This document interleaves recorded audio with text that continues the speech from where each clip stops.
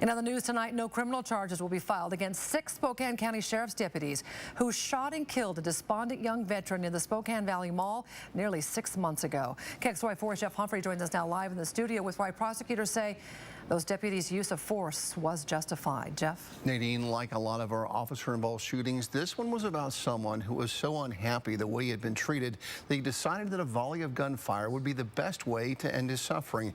But unlike most suicide by cop scenarios, Jed Zillmer was not a desperate criminal, but rather a decorated young veteran.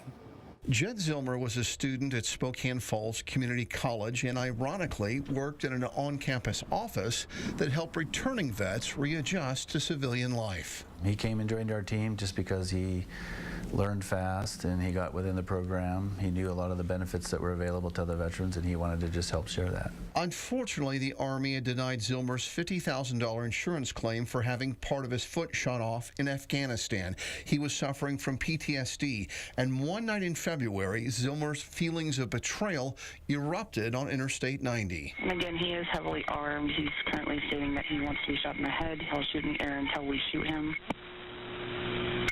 Says he doesn't plan to harm citizens unless we take too long to shoot him. Zillmer led police and sheriff's deputies on an hour-long pursuit that crossed the state line twice.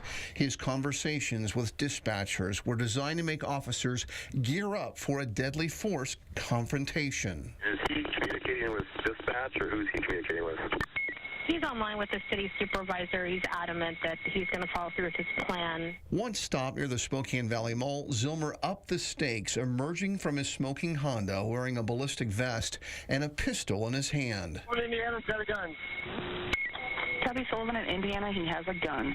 The deputies, many of them former servicemen, pleaded with Zillmer to disarm himself, but the young veteran knew what it would take to make the officers open fire. What is he, taking off his vest? Yep. Make it easier for us. And that's when Zillmer, with one gun pointed at his head, reached for another inside his vest. Shots fired. Shots fired. Tubby shots fired.